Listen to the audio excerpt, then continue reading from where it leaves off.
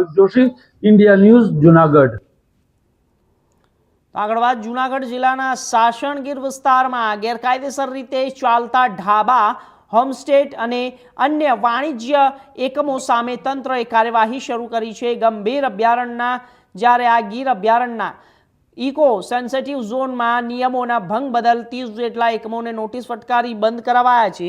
બીજી તરફ સ્થાનિક નાના જમીનધારકોને સરકાર પાસે નિયમસર હોમસ્ટેની મંજૂરી આપવાની માંગ ઉઠાવવામાં આવી છે। ગીર અભયારણ્યના જ્યારે ઇકો સેન્સિટિવ ઝોનમાં ગેરકાયદેસર રીતે ધમધમતા ઢાબા, હોમસ્ટે અને અન્ય વાણિજ્ય એકમો સામે જ્યારે તંત્રએ કાર્યવાહી હાથ ધરી છે। ગુજરાતમાં સાસણગીરની નજીકના જિલ્લાઓમાં 2015થી ઇકો સેન્સિટિવ ઝોનનો જાહેરનામું અમલમાં છે।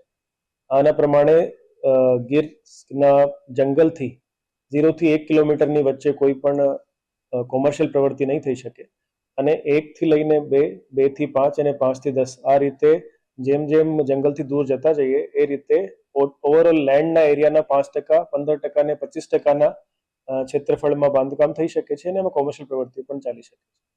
હવે જ્યારથી જાહેરનામું અમલમાં છે આ વિસ્તારના ઘણા બધા લોકોને એમની ખબર છે અને બધા એમનું પાલન પણ કરે છે, પણ અમુક એકમો એવા હતા કે જે જાહેરનામાનો ભંગ કરીને ઇકો સેન્સિટિવ ઝોનમાં કોમર્શિયલ પ્રવૃત્તિઓ શરૂ કરી હતી। 2025માં હાઈકોર્ટમાં એક રીટ પિટિશન થઈ અને એના આધારે આપણા જિલ્લામાં, જુનાગઢ જિલ્લામાં જેટલા પણ એવા એકમો હતા આ બધાનો સર્વે કરવામાં આવ્યો અને એમાં મામલતદાર લેવલે, પ્રાંત લેવલે અને કલેક્ટર ઓફિસમાં પણ કેસો ચલાવવામાં આવ્યા અને એના ભાગરૂપે જ અત્યારે લગભગ 0 થી 1 કિલોમીટરની ત્રિજ્યામાં આવતા લગભગ 30 જેટલા એકમોને વાણિજ્યિક પ્રવૃત્તિ બંધ કરવાનું હુકમ કર્યું છે। મારું નામ લક્ષ્મણભાઈ બારડ, એક સામાજિક કાર્યકર, હરિપુર। હવે જે ગીરમાં એક પીએલ થઈ હતી 284/14 એક કોર્ટમાં મેટર હતા। કોર્ટના આદેશ મુજબ કલેક્ટરશ્રીઓએ બધાને નોટિસો આપેલી। એ નોટિસોની કાર્યવાહી પૂર્ણ થતાં બધાને ખેડૂતોને અને બધા જે એકમો ધરાવતા હતા એ લોકોને ની કાર્યવાહી કલેક્ટરે ચાલુ કરી દીધી છે।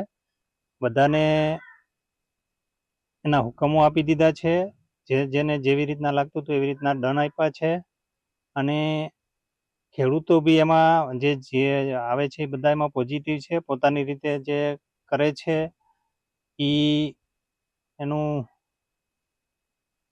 એની મર્યાદામાં છે। 5%ની અંદરના બાંધકામ છે, કોઈ વધારે બાંધકામ નથી અને વધારે હશે તો એ લોકો સ્વેચ્છાએ દૂર કરવા તૈયાર છે, ખેડૂતો બી।